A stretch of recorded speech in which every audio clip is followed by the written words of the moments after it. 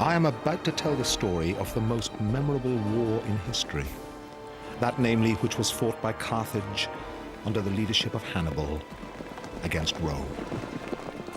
Livy, the history of Rome.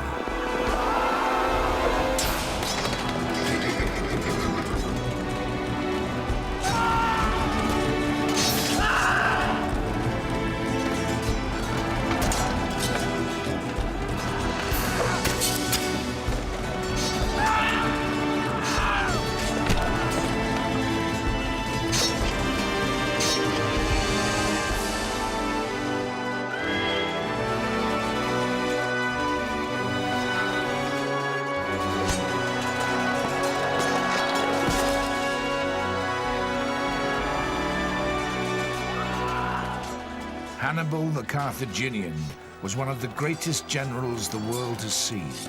No one before or after him could take on and defeat the Roman legions with such contemptuous ease. I think Hannibal's genius really had three main components. First of all, he was a wonderful tactician. He knew how to handle different types of forces and maneuver them on the battlefield. Secondly, he was very good at motivating his men, even disparate forces from different countries, and getting them to endure privations and to fight very well for him. And third, he had insight into the minds of his opponents. He could think what they were trying to do, he could exploit their blunders and use them against them.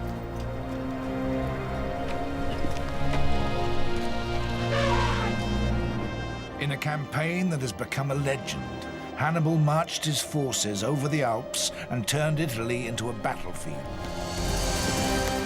Roman armies sent against him were outmaneuvered, outfought, and cut to pieces. Hannibal was something really quite exceptional as far as they were concerned, and I don't think they really expected to have to deal with a wizard in the way that they had to deal with Hannibal. But in the end, the dead came back to haunt him. In revenge for Hannibal's triumphs, the Romans obliterated Carthage and went on to rule their own mighty empire. Hannibal was the last of Rome's enemies who stood any chance of defeating them, undermining them, of fragmenting Roman power in Italy. After the defeat of Hannibal, Rome was impregnable. It swallowed up the rest of the Mediterranean basin, Spain, North Africa, Greece, Syria, Egypt, and the empire lasted for 400 years. Hannibal's war against Rome was a personal obsession which ended only in death. 33 years after he'd taken the Romans to the brink of defeat, he killed himself to avoid capture by his hated enemy. It was a story which could have ended so differently.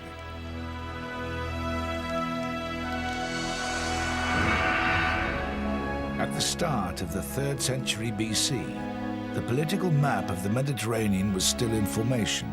In the west, the contest for domination was between Rome and Carthage on the North African coast. Of the two, Carthage, on the site which is now Tunis, was the more formidable. It had become rich by dominating the trade routes of the Mediterranean and controlled supplies of tin, silver, and gold. In the 3rd century BC, Carthage was one of the richest, if not the richest, Mediterranean power. And there were two bases of Carthaginian wealth. One was the trade, the commerce. The other basis of Carthaginian wealth was the fertile land of North Africa. And in the 3rd century BC, they were exporting wheat. Some Carthaginian wheat reached Athens, for example, and olive oil, and also probably wine. Rome, founded at roughly the same time as Carthage, around 800 BC, was the upstart city. Its power was built not on trade, but on its ruthless citizen army. Rome was a society passionately devoted to war at all levels. Among the aristocrats, you could gain prestige only if you were a victorious general. You could get a triumph only if 5,000 of the enemy were killed in a single battle. And among the lower classes, among the peasants, somewhere between 15 and 50% of young men had to serve in the army, anything from 5 to 7 years. Everyone was concerned with killing, with defending themselves, with violence. Carthage, by contrast, was a sea power which maintained a massive fleet to protect its trade routes around the Mediterranean. These harbours are totally man-made and hidden behind the city walls. 300,000 cubic meters of soil were dug out to make the two artificial harbours. The outer rectangular harbour housed the merchant fleet. This port protected the military harbour. The only way into the circular port was through a narrow passage which, in times of war, could be blocked with chains. These dry docks could accommodate 220 warships at one time, and they enabled the Carthaginians to maintain the fastest fleet in the Mediterranean. A British team of archaeologists discovered some of the foundations of this magnificent structure that is more than 2,000 years old. I'm in one of the 30 ship sheds on the island, and the ships were drawn up from the sea in the foreground up these ramps to stand on them, and the hulls of the ships slid on the timbers here, laid at intervals down the ramp. Now this ramp is of course reconstructed, but it's based exactly on the remains that were excavated here. These timbers were found exactly where they were, just a little bit lower, as charred remains. This is a slightly unusual ramp in that it has a special extra facility of these little chambers or pits. This is in fact a careening ramp where workmen could get down once the hull of the ship was hauled up and careen the ship's hulls or scrape off the barnacles and other incrustations on the hulls. The Carthaginian merchant class were not predisposed to war. Traditionally, they'd used their wealth to hire mercenaries. In Rome, they faced an enemy with a quite different attitude to life. The Carthaginians were a commercial trading empire. They thought very much in terms of profit and loss. They used military forces for benefits. When the costs exceeded the benefits, they were willing to make peace. The Romans were much more a farmer people who took an all-or-nothing attitude. When they got into wars, they expected to win. They would fight on, even in adversity, and when they prevailed, as they almost always did, they would expect the opponents to be utterly subdued. By the time Hannibal was born in 247 BC, the two nations had already been at war. Rome had won, and the Carthaginian merchant class who controlled their assembly had settled for peace. The treaty forced them to give up territories in Sicily and Corsica, and they had to watch their empire shrink further as Rome annexed Sardinia. But more significant still was that the First War had cost them control of the seas. But the Carthaginians were still a threat, and not just militarily. To Romans, they were an alien race from what we would call the Middle East, with strange gods and cruel ways of worship.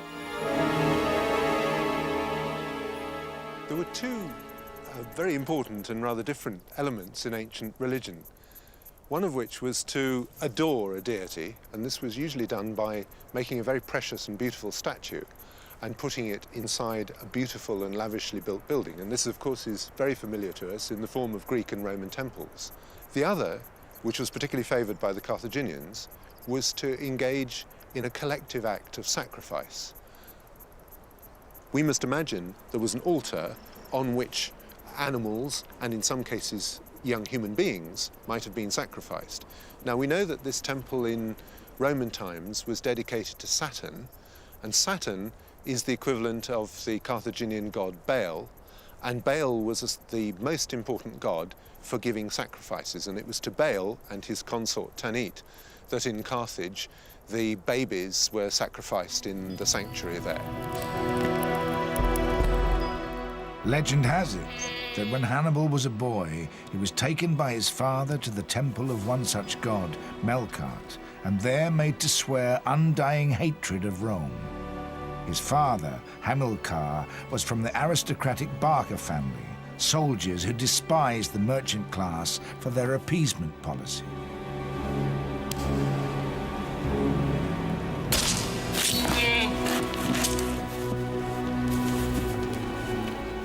story of that crucial moment in his life makes no mention of human sacrifice, but there is little question that it sometimes happened here.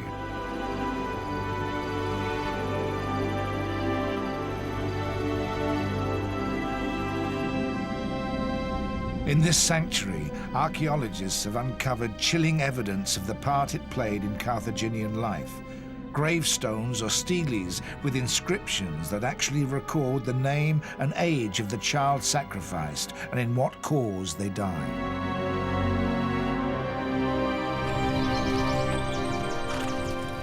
Whether or not Hannibal's obsession with Rome started like that, it was reinforced by an extraordinary childhood as a boy in a soldier's world. At the age of 9, he was taken to Spain, where his father's army was stationed. It would be nearly 40 years before he saw his homeland again.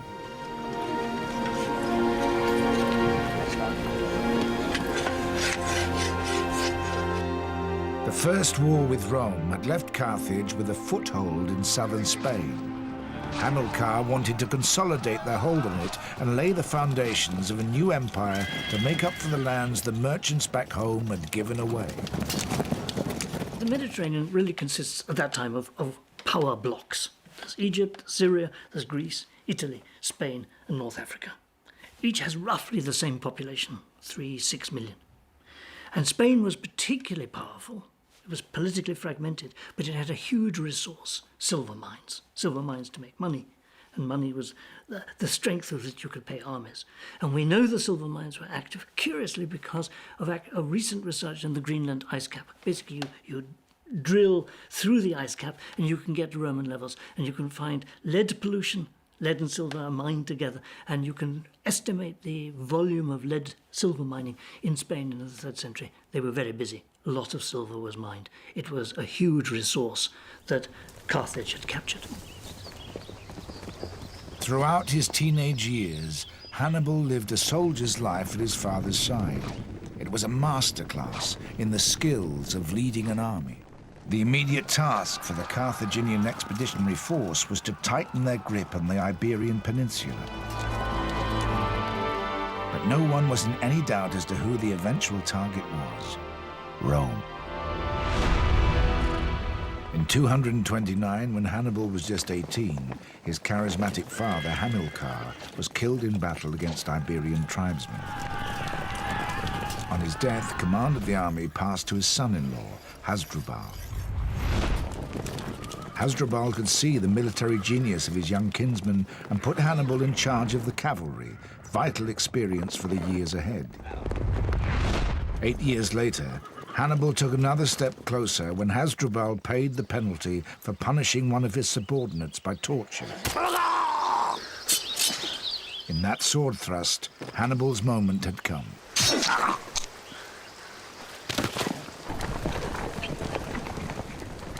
His government at home may have had their doubts, but his soldiers had none. The veterans who proclaimed Hannibal commander-in-chief saw him as the reincarnation of his father. He was just 26 years old. Hannibal is rather like Alexander the Great. He has the advantage of having a warrior father who takes him on campaigns from an early age, so he gets this experience, and when he succeeds to power, he has the respect of his men because of his lineage. But also, like Alexander, that's not enough in itself, and there are plenty of Carthaginian commanders who do not do as well as Hannibal. Hannibal has the natural genius to exploit that situation and to go on to become a truly great general. Those 16 years in Spain ended the first act of his extraordinary career. Ahead lay his life's obsession, taking the war to Rome.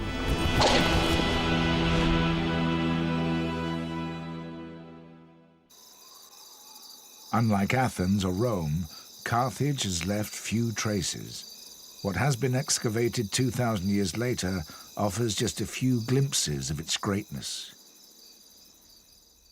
But at the time Hannibal began his campaign, Carthage was probably the richest city in the Mediterranean, more beautiful than Rome, as refined as Athens.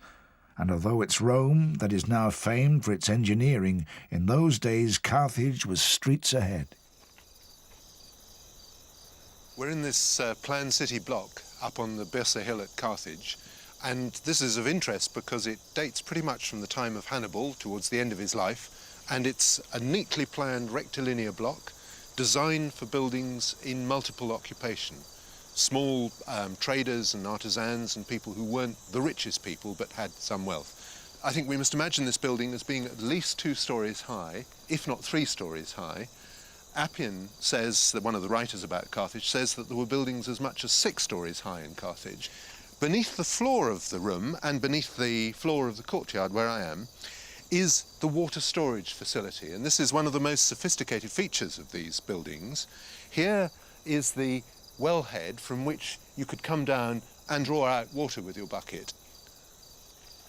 The Carthaginian water storage system would not have been possible without waterproof cement, which, until recently, was always regarded as a Roman invention.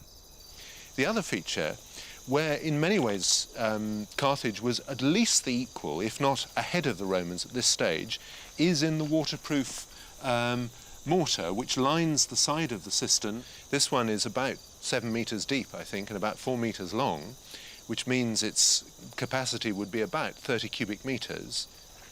This sophisticated water collection system used in everyday life was the most highly developed in the world. Rome at that time was a city at the head of a confederacy of southern and central Italian provinces. It was growing fast, but was still a long way from being the imperial power it later became. The north had only recently been conquered, and the Gauls who lived there were still troublesome and rebellious.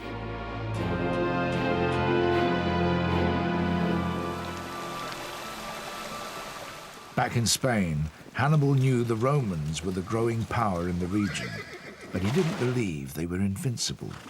Biding his time, he decided to test his command in the west, far away from Rome's sphere of influence.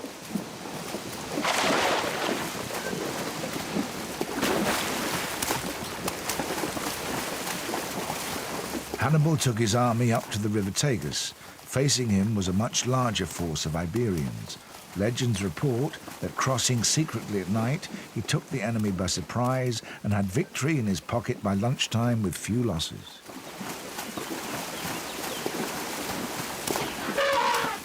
Much of the damage was done by Hannibal's elephants, which charged and trampled the Iberian infantry.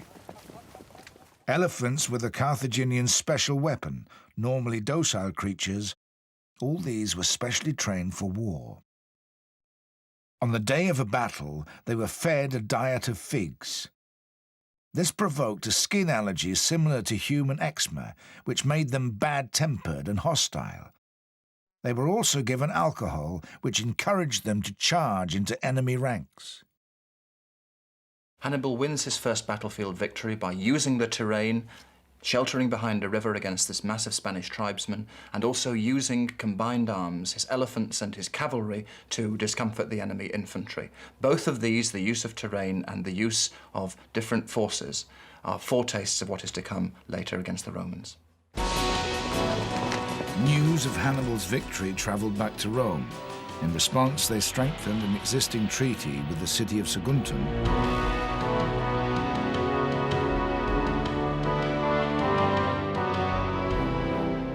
Unimpressed, Hannibal laid siege to Saguntum, knowing that the Romans were too busy quelling a rebellion among the Gauls in northern Italy to come to help.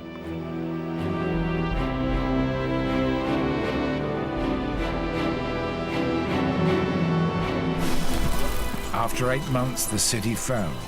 The inhabitants were raped and murdered, their possessions looted. The protection of Rome had counted for nothing.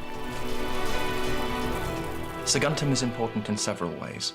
It's a key city which Hannibal must take if he's not to have an enemy behind him were he to move against Italy.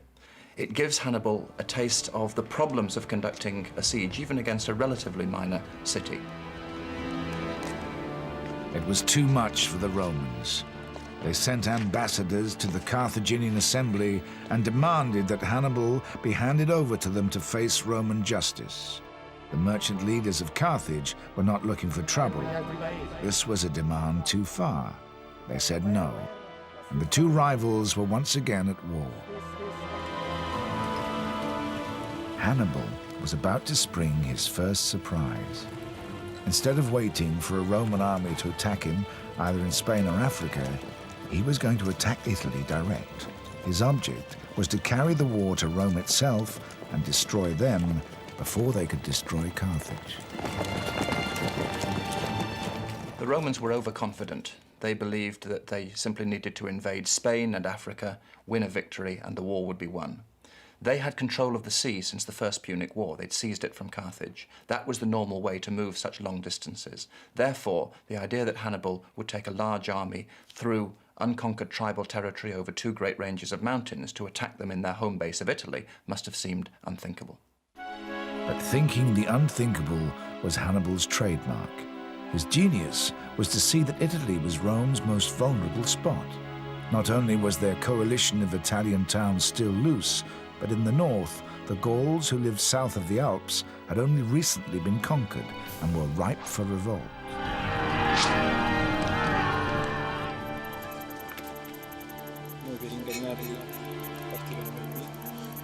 He set about planning a campaign which has gone down in the textbooks of military history. Hannibal takes exactly the actions that we would expect of a modern general to prepare for his expedition. He gathers intelligence, he attempts to make allies along the route, and he also takes care to safeguard his own territories in Spain and Africa by leaving his subordinates and troops sufficient to defend them.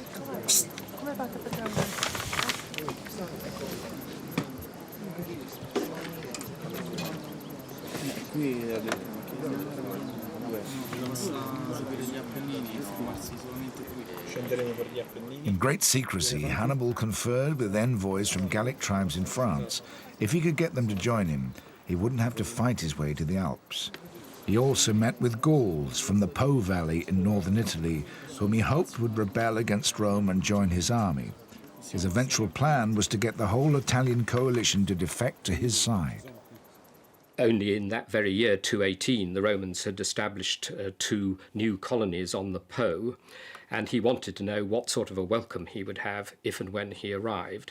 And it was when his agent sent to northern Italy returned to his capital at Carthagina in Spain with a favourable report that he finally decided to move off in June.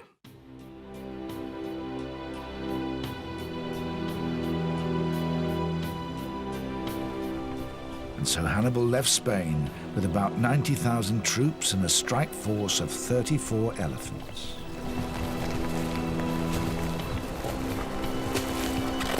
The first stage of his march was through northern Spain and over the Pyrenees. It wasn't long before he ran into trouble. A marching army such as that of Hannibal's is an immensely voracious entity. It's like a moving town. As it goes through territories, especially backward territories, it will eat up all the food, take all the fodder, all the firewood, and leave the inhabitants destitute. It's not surprising, therefore, that many of them try to fight to resist the passage of Hannibal's forces. Quite by chance, the Romans might have intercepted him as he made his way towards what is now Marseille.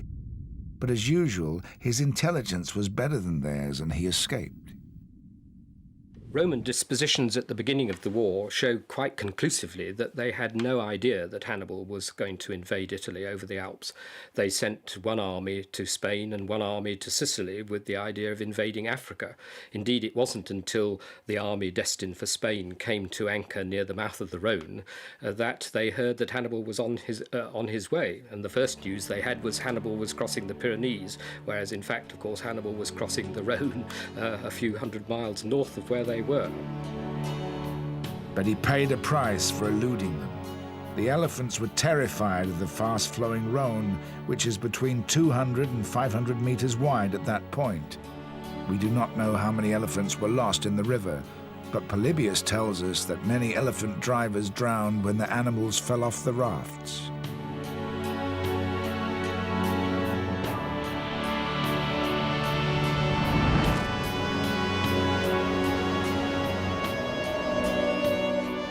Over 5 months had passed since he left Spain, and it was autumn when he began to climb into the mountains.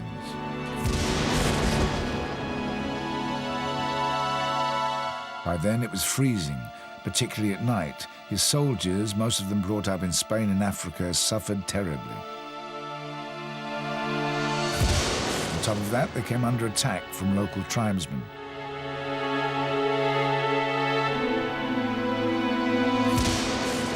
Most of the elephants died during that crossing of the Alps. Animal experts believe that the hard climb would have given the elephants blisters, demoralizing them to such an extent that they would have refused to move any further. In the freezing elements, their blood temperature would drop and they would have died of hypothermia. I think it's amazing even now to think how an army could have crossed the Alps. And Hannibal didn't just take the easy way along the coast road. He went 300 kilometers from the Marseille coast up to Grenoble and through the Alps in late autumn with his army, with his elephants. He had some allies, but he also had hostile tribes to go through. And suddenly to arrive in North Italy near Turin. Wow, the Romans must have been just amazed. I don't think they had any idea that this would happen. But Hannibal's army was in poor shape. Tens of thousands of men and thousands of horses had died on the journey to Italy.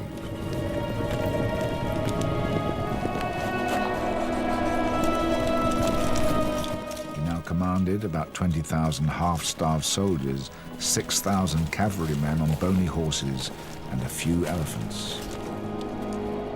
Hannibal's short-term objective after arriving in Italy is to recover from the arduous march, to enable his men to gain local allies, and to beat the Romans to show that he's able to win victories even in their backyard. In the longer term, he aims to build on that, to continue to win victories, to have more and more Roman allies coming over to him, to the point where the Roman Confederacy disintegrates, the balance of power within Italy is shifted, and he hopes that Rome itself will then be coerced into coming to terms. To the south, the Romans and their allies were mustering an army. They had an estimated 750,000 men to choose from, outnumbering the invader 30 to 1.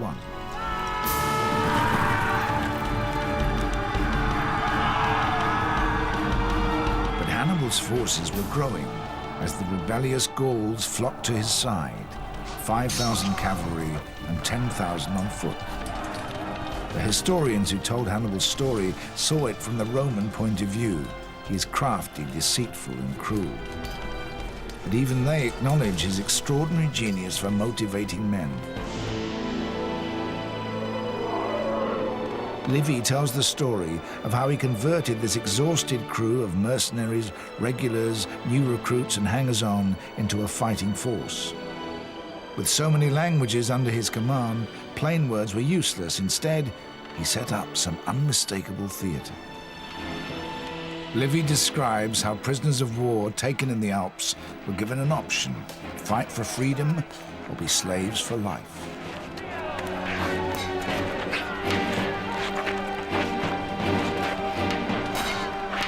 Those who chose to fight were matched in single combat. The winner would be given weapons, armor, a horse, and freedom to go their way. The losers would have freedom of a different sort in death.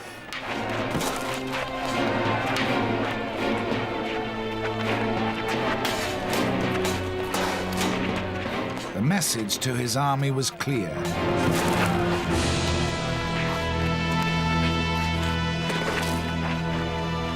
Hannibal was telling his army that if they fought and triumphed, the riches of Rome would be theirs. If they died in battle, they would be spared further ignominy. But if they did nothing, only the misery of slavery awaited them.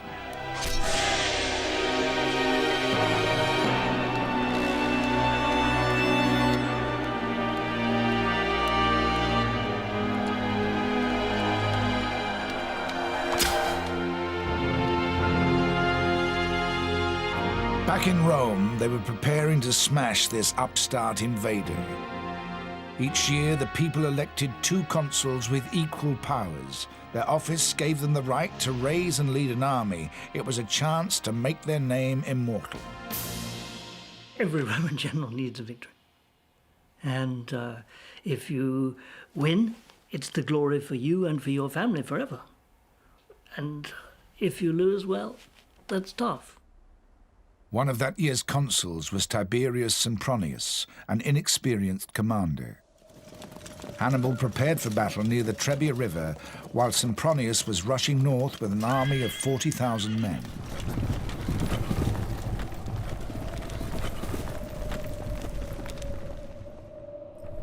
His younger brother Mago was put in charge of 2,000 men and told to hide in an overgrown riverbed. The plan was for them to spring out when the battle was on and take the Romans from behind. For that to work, the Romans had to be drawn into the fight exactly where Hannibal wanted.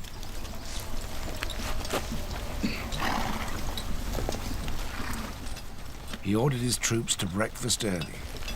The light cavalry was sent to harass the Romans on the other side of the river and then feign defeat. Hannibal was banking on the Romans chasing them as they retreated, and the plan worked. By the time the Romans had crossed the icy Alpine River and formed up on the other side, they were already at a disadvantage.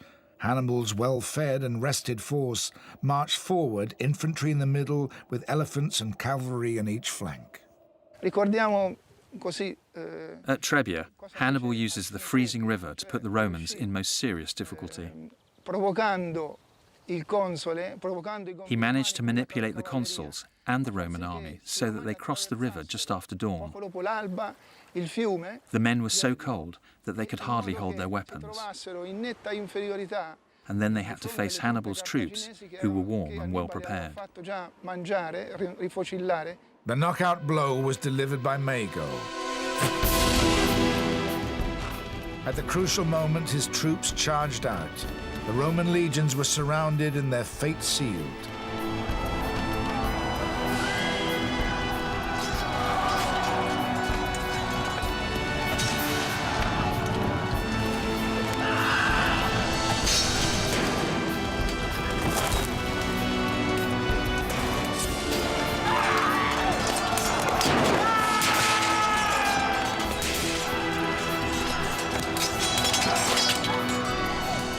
Hannibal's few remaining elephants caused chaos in Roman cavalry ranks. The smell of the elephants made the Roman horses panic and bolt.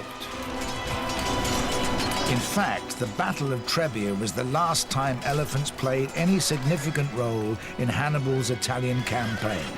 But the little they did was enough to enhance the message that went back to Rome. 20,000 Romans died that cold winter's day.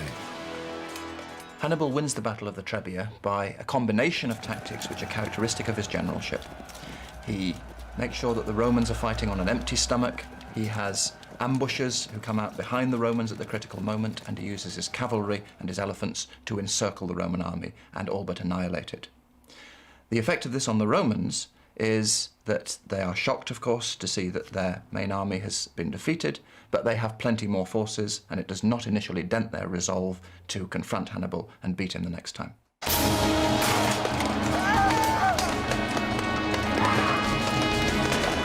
But they should have learned their lesson. There was an enemy at their gate that had come to do serious business, and just how serious would soon become clear. Hannibal had signaled his arrival in terms the Romans should have understood, but they still underestimated him. As the Romans saw it, they were sending a well-trained and committed citizen army against a motley crew of foreigners. One of the greatest measures of Hannibal's generalship is that he wins his victories not with an army that's followed him for many, many years, that's composed exclusively of veteran troops, but one that's made up of many different nationalities, many of whom have been with him for only a short time, who don't speak the same language, and he welds them very quickly into a partnership that can achieve victories against the much more cohesive, better equipped Roman forces. The key to Hannibal's success was his cavalry, consisting of two main units, the Heavy Brigade and the Light Brigade. The Heavy Brigade comprised of Spaniards and Gauls riding powerful horses. They were armed with a short lance that could double as a javelin and a two-edged sword, suitable for both cutting and thrusting.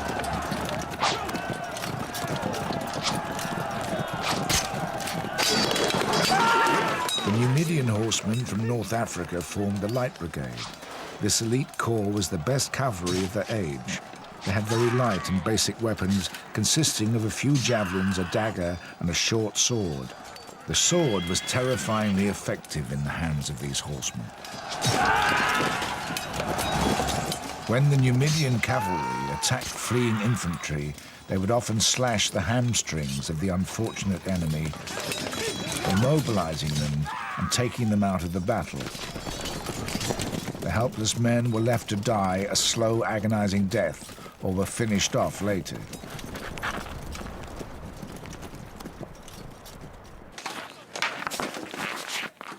The Romans feared these men, known as the slingers.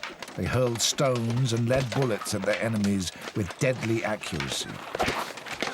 They would open fire in the early stages of any conflict, withdrawing to join the light infantry before the major engagement took place. The main body of the infantry was drawn from North Africa, Libya, Spain, and Gaul. The Africans were heavily armed in the Greek fashion with large shields, breastplates, helmets, greaves, cutting swords for close work, and long spears for the first encounter. The Spanish troops used a short double-edged sword, equally useful for cut and thrust. Some of the men also carried a curved saber. The Libyan light infantry were famed for their sobriety and a remarkable resistance to fatigue and privation. They carried the bare minimum of weapons, a few javelins, a dagger, and a small shield called a cetra. The Gauls were fierce fighters.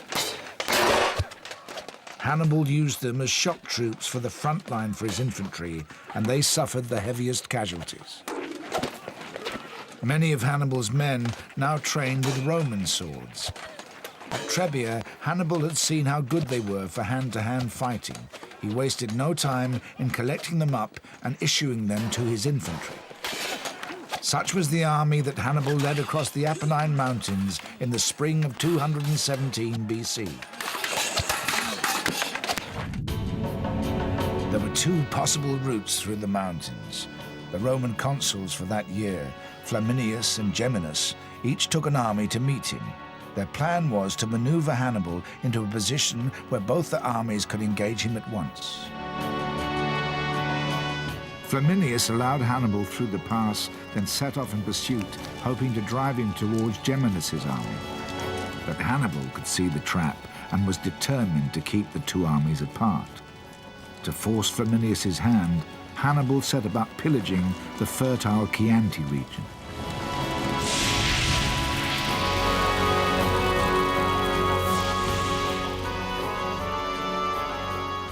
As soon as Hannibal saw Lake Trasimene, he knew it was the perfect location for an ambush.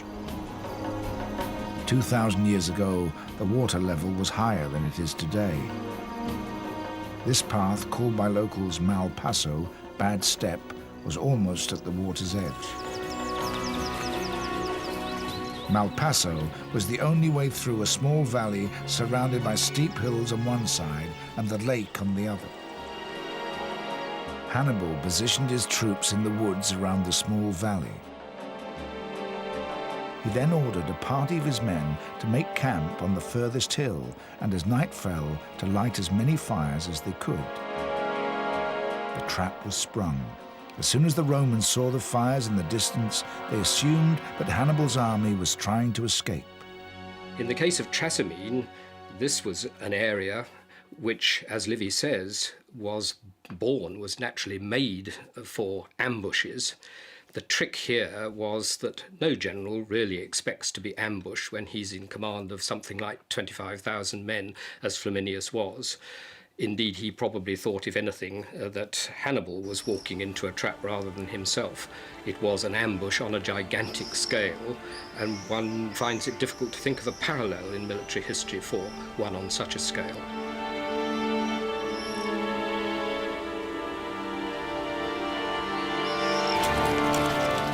At dawn, Flaminius set off in hot pursuit of the lights he'd seen the night before. 20,000 men and 5,000 horses marched 2 by 2 down the narrow path into the valley.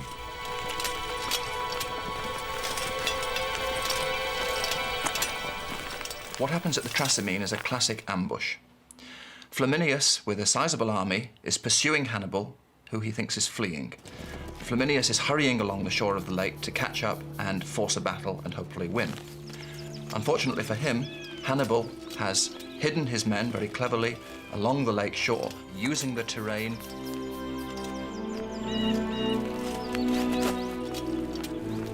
Incredibly, Hannibal's army of 35,000 men waited silently as 25,000 Romans filed past just meters away.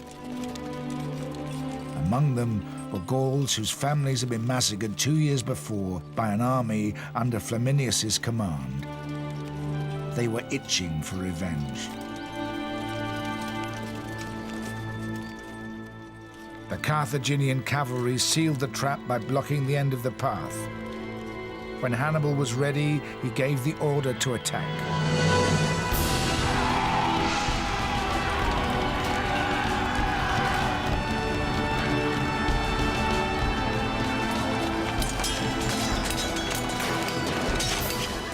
The Roman army had no time to get into battle formation.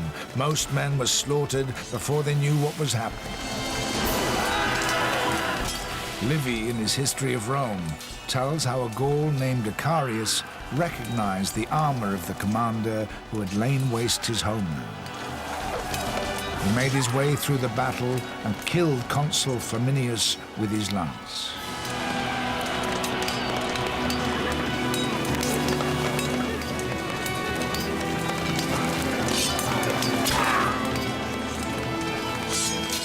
Neither his corpse nor armor was ever found. News of the ambush reached Geminus too late. He sent 4,000 men to help, but they were cut off and destroyed. The remnants of Flaminius's army were driven back by Africans, Spaniards, and Gauls to the shores of the lake. Unable to retreat any further, they were massacred in the water or drowned under the weight of their armor. More than 16,000 Roman soldiers died at Trasimene.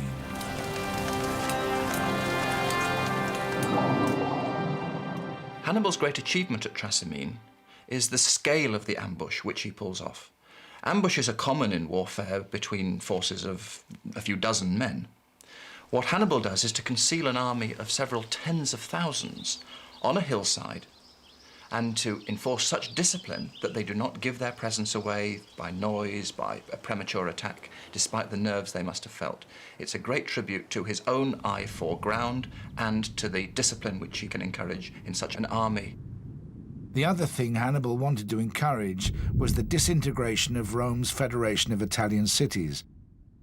Because it wasn't happening as fast as he expected, he gave orders that prisoners of war should be treated leniently, as long as they weren't Roman. We are told that he released his Italian and Latin allies, telling them to go home and tell their fellow countrymen that he had not come to Italy to fight them, he'd come to fight Rome on their behalf. And this suggests that the linchpin of his strategy was to try to win over Rome's allies to his side, in effect to fight Rome with her own strength. Archaeology has revealed what may be another interesting insight into this strategy. Trasimene is on Etruscan land. There are signs that after the battle, the Carthaginians went to great lengths to make the site safe for local people. In the 1950s, a series of ditches cut into the landscape were discovered. This one has been restored to its original condition.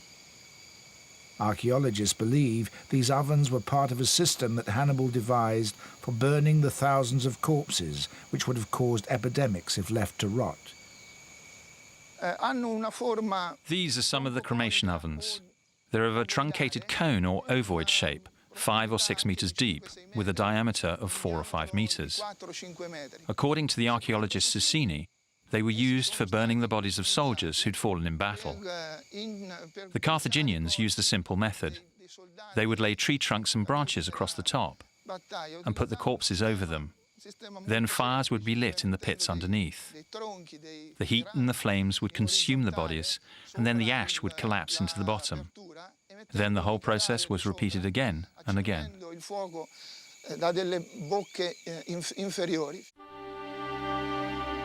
For Rome itself, there was no comfort. News of so many deaths and yet another defeat caused utter chaos. The population fell into a state of abject depression. Livy says that when the stragglers returned, mothers and wives dropped dead on the spot at the sight of their kinsmen whom they'd given up for dead. They did not know there was worse to come.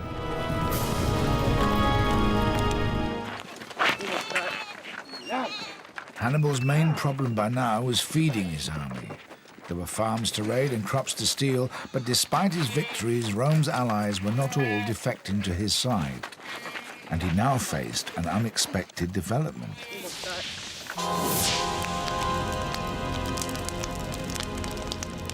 An enemy that was scorching its own earth.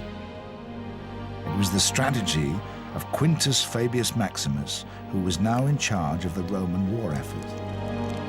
His plan was to fight a guerrilla war, harrying Hannibal without engaging him in a large battle. By burning the countryside and leaving no crops for Hannibal to steal, Fabius wanted to starve the Carthaginians into giving up. The strategy worked, but for the Romans, it was success of the wrong kind. Roman honor and glory depended upon fighting, upon winning battles.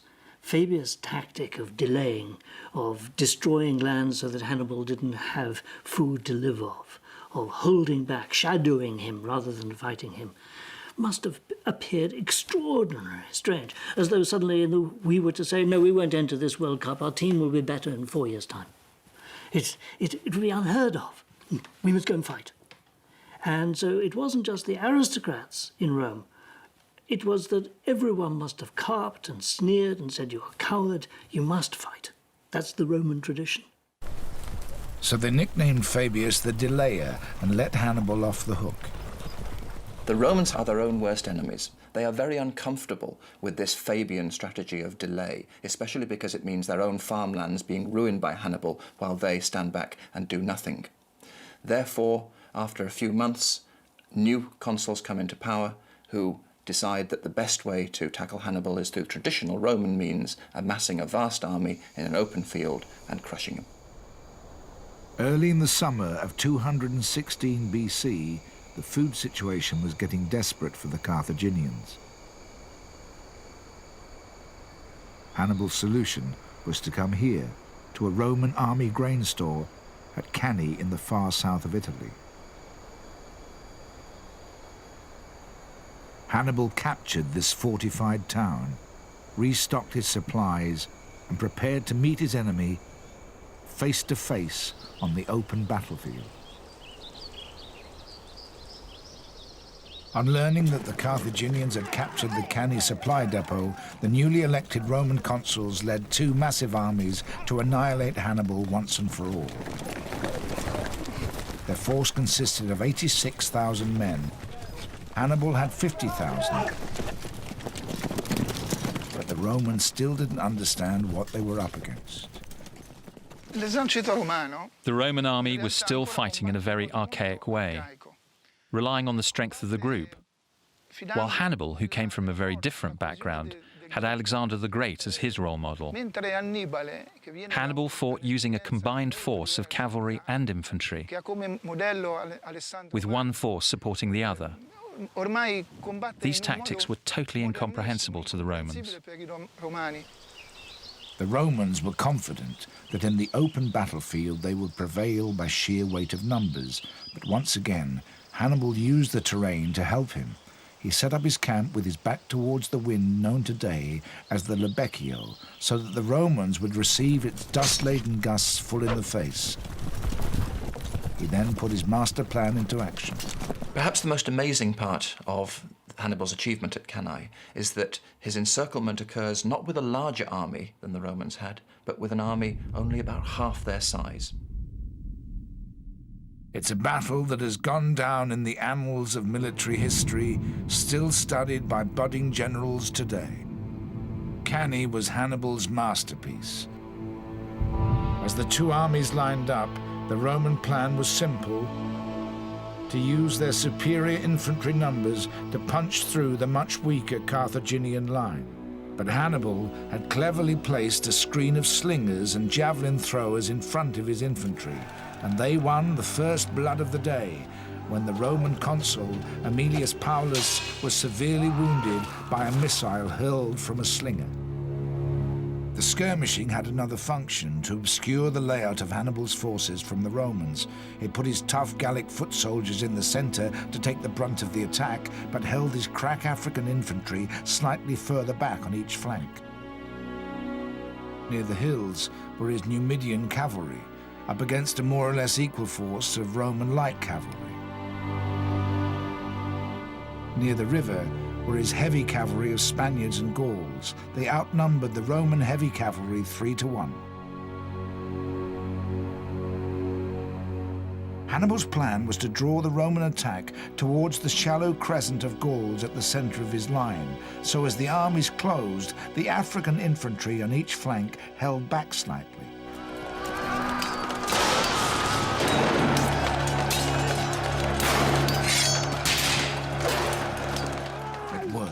The brunt of the Roman advance was taken by the Gauls in the center, just where Hannibal wanted it.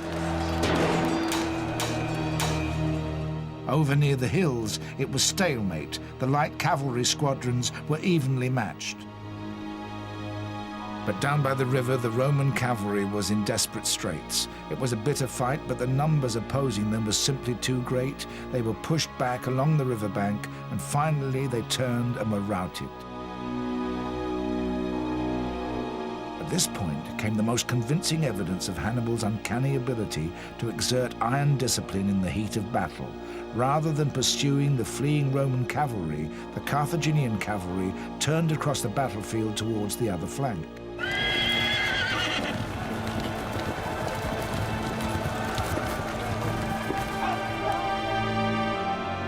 In the main infantry battle, the Romans in the center appeared to be winning. Hannibal's crescent formation flattened out as more and more Romans were drawn towards the weak spot in his front line. But on the flank nearest the hills, the Roman light cavalry saw the Carthaginian heavy cavalry coming across towards them. Fearing that they would be trapped, they turned and fled. The Numidians followed them to make sure there was no rally. But Hannibal's plan was working.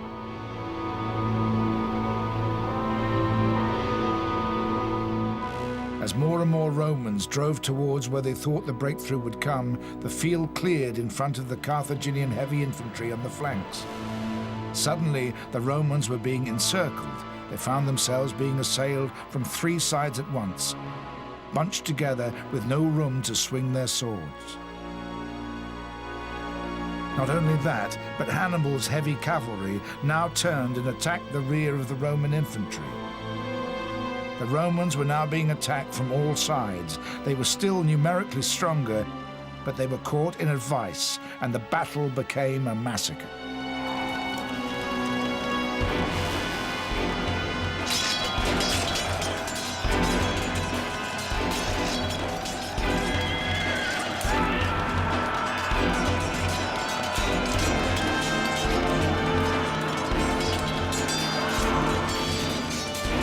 $55,000 Romans were slaughtered, with men dying faster than in the Battle of the Somme.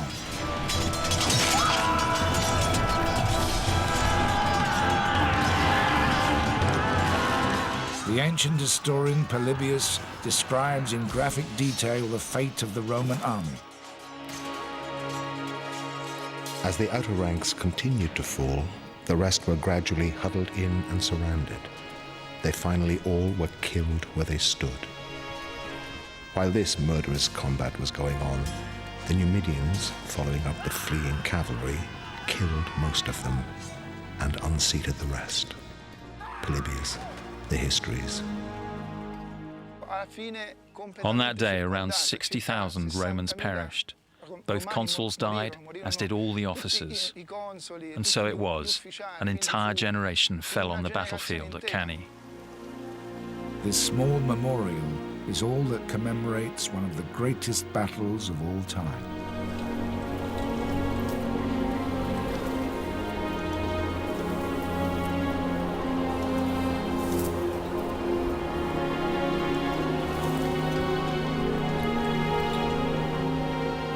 No general has killed as many of the enemy in one day as Hannibal did at Cannae. 55,000 Romans were slain and 19,000 were taken prisoner. Hannibal lost 5,700, 4,000 of whom were Gauls. This could have been one of the great turning points in history. The flower of the Roman army lay dead. Hannibal's cavalry commander Hannibal pleaded with him to give the order to take Rome, but Hannibal said no, believing his soldiers needed time to recoup their strength. Hannibal was disgusted. According to Livy, he said to his leader, "You know how to win a fight, Hannibal, but you do not know how to use your victory." And with some irony, he exclaimed that it was proof that the gods were wise. They gave you many gifts, not all. One of the greatest questions of the Second Punic War is what would have happened had Hannibal marched on Rome straight after Cannae to exploit the victory. It's rather like saying, what if the Germans had invaded Britain straight after their unexpected triumph over France in 1940? As in that case, it's primarily a psychological rather than a physical question. Psychologically, it might have encouraged the Romans to make peace. Physically, there were tremendous obstacles. They still had forces within Rome, they still had very strong walls around Rome, and Hannibal's army would have taken a long time to get there, a week, 2 weeks perhaps. By that time, the Romans would have been able to organize resistance, and Hannibal's forces were never very good at taking fortified cities. There are other possible answers to the riddle of why he held his army back. Perhaps he did not want to destroy Rome at all, just to make it sign a new peace treaty between them. Maybe he expected the confederation of Italian towns at last to defect, now that he had defeated the Romans so conclusively. But the simplest is that he knew his limitations. It must have been enormously tempting after Hannibal had won the battle at Cannae. He was victorious. But he had only 26,000, 30,000 men. And how could he possibly march against a city like Rome? 150,000 people, fortified, all the citizens were defended. There was no way in which he could possibly take a town as large as that.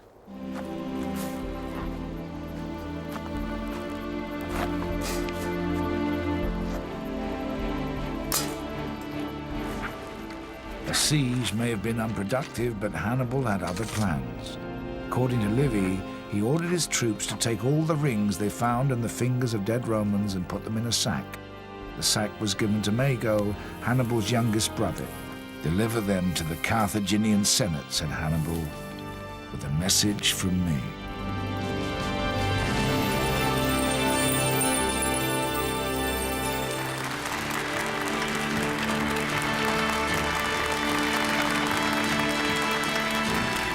In the autumn of 216 BC, Mago marched into the Carthaginian Senate.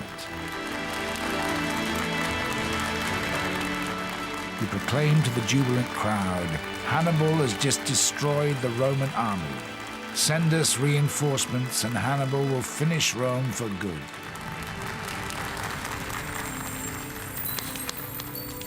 To prove his point, he poured the thousands of signet rings that had been hacked from the fingers of dead Roman soldiers onto the Senate floor.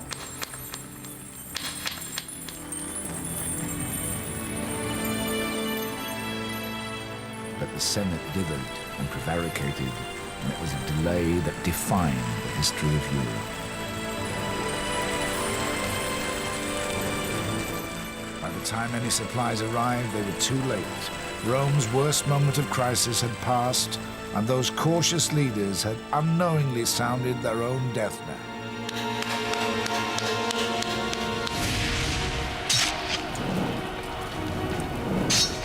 The before long the Romans would wipe Carthage off the face of the land. Their revenge was so absolute that scarcely a trace of their civilization remained. More than 2,000 years later, archaeology has dug some clues out of the ground. But above ground, just one building outside the city is all that's left to give a sense of what the world has lost.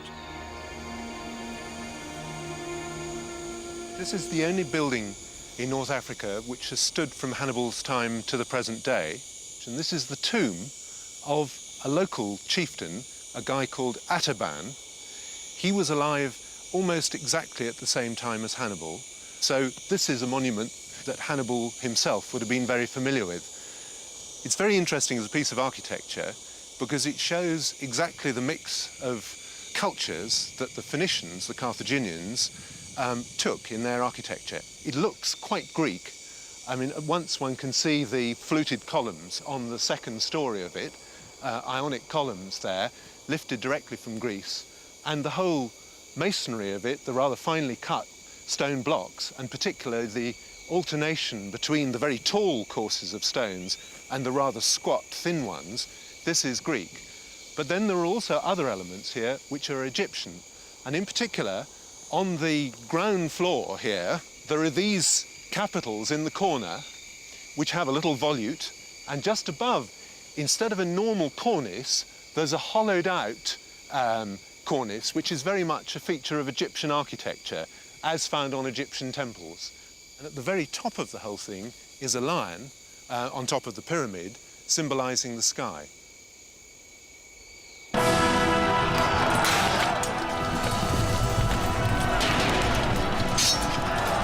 So ironically, Hannibal's victory became the beginning of the end for Carthage.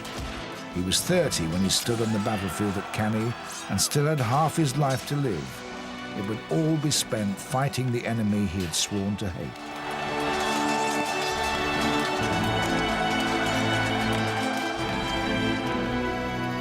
The time would come when he would look back on his life and realize that for all his brilliance, he had failed.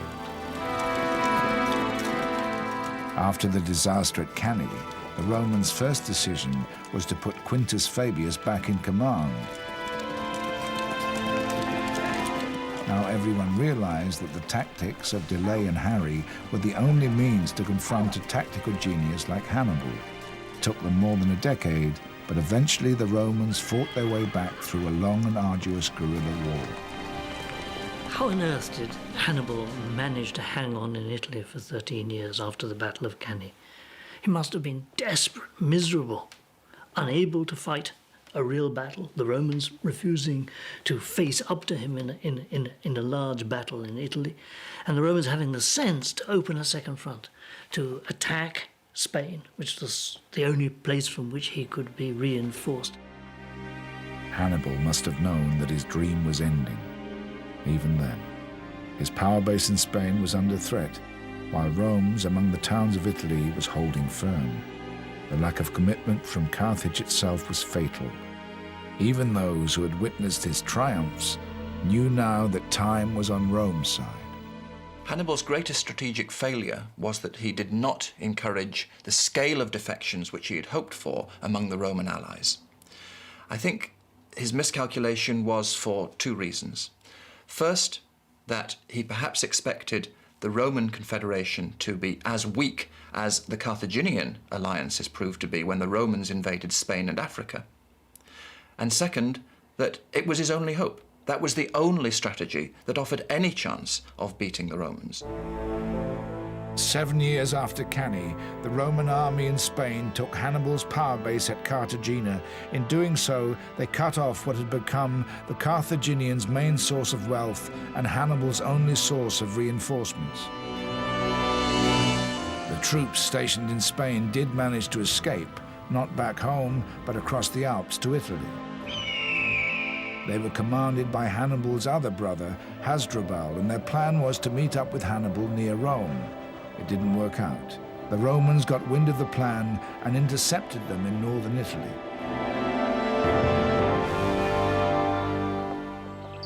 According to Polybius, Hannibal learned the outcome of that meeting in the cruelest way possible. A lone horseman galloped up to his camp south of Rome and tossed a bundle onto the ground. In it was his brother's head. Hannibal now knew that he was on his own. Worse was that he was facing an enemy which had learned from its mistakes. Hannibal changed the way that the Romans fought their battles. Never again after Cannae were the Romans so foolish as to alternate generals' commands day by day. And in order to beat Hannibal, they had to entrust generals with power which ran on for years.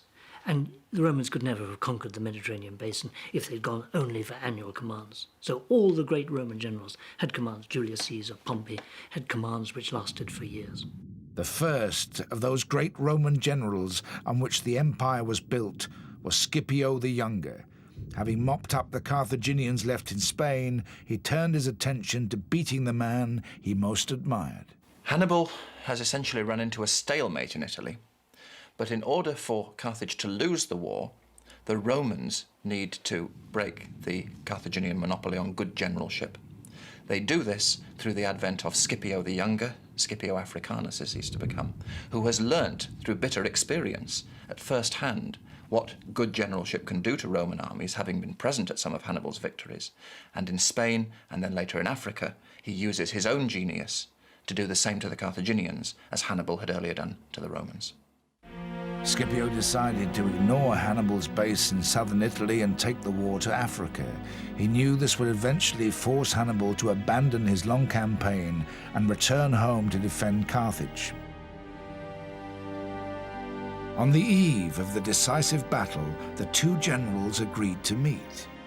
Livy records, When Hannibal met Scipio, here met the greatest generals not only of their own times, but of any to be found in the records of preceding ages.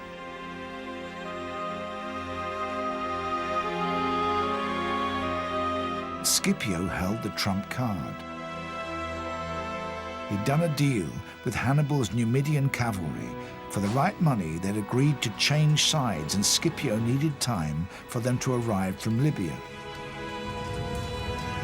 It was a coup worthy of Hannibal himself, and a mortal blow to the Carthaginians.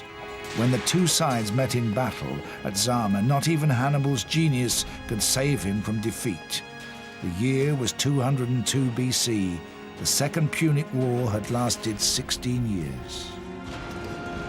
Zama is the Waterloo of the Second Punic War.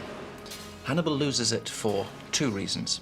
First, he faces for the first time a general as good as him. Just as Napoleon faced Wellington at Waterloo, Hannibal faces Scipio at Zama. Secondly, the quality of the armies has shifted. The Roman army is still dominant in heavy infantry, but these are very experienced troops who've been through 20 years of war, and now they have cavalry allies which give them cavalry superiority, similar to that which Hannibal had enjoyed at Cannae. And it's that cavalry superiority in the end which enables Scipio to prevail. The Carthaginian peace party quickly settled with Rome, and for good measure exiled Hannibal from the city when he tried to challenge for political power himself during the shaky peace that followed the war. The immediate reason for Hannibal's exile from Carthage was a combination of his involvement in politics and trying to stamp out corruption, thereby making enemies, and Roman pressure on Carthage, because of course they wanted to make sure there was no resurgence of Carthaginian power under a great leader like Hannibal. Rome, for its part, went from strength to strength. It was Hannibal's tragedy that his long feud with Rome would end in his own city's humiliation and the greater glory of Rome. Rome's war with Hannibal marks a watershed in the evolution of the Roman Empire. Basically, before the war with Hannibal, Rome wasn't a power in Italy. Afterwards, it had Spain, it had a subservient North Africa, doubled its revenues from the taxes that the defeated Carthaginians paid to Rome. And because Hannibal had tried to make an alliance with North Greece, Rome immediately had defeated Carthage, turned its attack on Greece. So this was the beginning of Rome's domination of the whole of the Mediterranean. But even in exile, Hannibal never gave up. As Rome expanded its power into the eastern Mediterranean, he offered his services to whoever would take the Romans on. They, for their part, pursued him relentlessly. Hannibal was still capable of generalship, and he was actually able to advise the opponents of Rome in the eastern Mediterranean long after the Second Punic War. So it's not surprising that the memories of the events of the Second Punic War would predispose them to want to put an end to this great opponent. One place in which he fetched up was Bithynia, which was fighting a war with the Roman client state of Pergamum. Even then, in the last years of his life, he could still demonstrate the brilliant inventive mind that had terrified the Romans.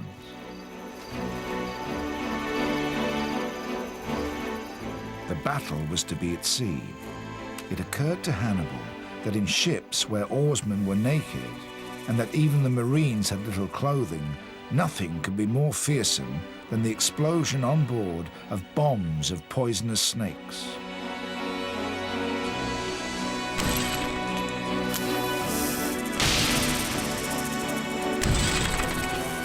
So simple.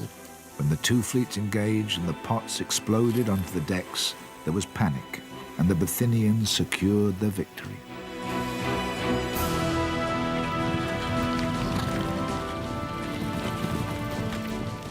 Romans did not ignore warning signs like that.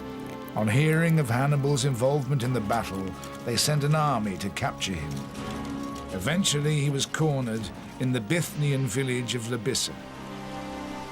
Hannibal was 63. The soldiers of the enemy he'd fought all his life were taking up positions round his villa. He knew their plan was to take him prisoner and take him back to Italy as the centerpiece of a Roman triumph. It was a humiliation he could do without.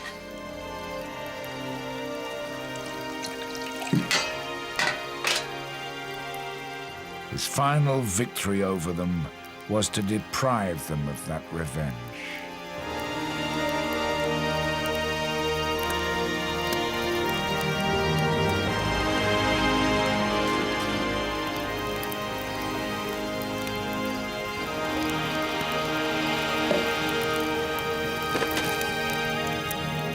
According to Polybius, Hannibal's last words were, "Let us relieve the Roman people of their long anxiety, since they find it tedious to wait for the death of an old man."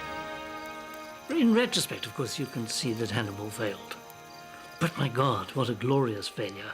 He took an army from Spain, marched through the south of France, went across the Alps into Italy, won 3 glorious battles, and his name survives. You know, this was a great general. Okay, he didn't conquer Rome, but he tried. Hannibal's death wasn't the end of the matter for Rome. They may have seen Carthage's continuing ability to trade as a challenge to their supremacy, but that was no reason to destroy it. What they couldn't live with was the memory of their humiliation at Hannibal's hands. The only way to exorcise it was to obliterate it completely.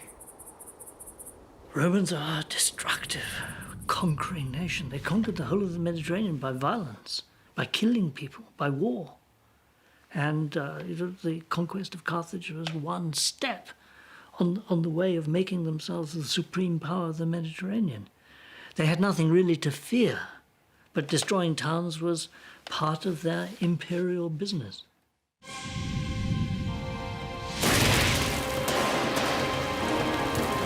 35 years after Hannibal's death, the Romans laid siege to Carthage. It took them 3 years to finish the job.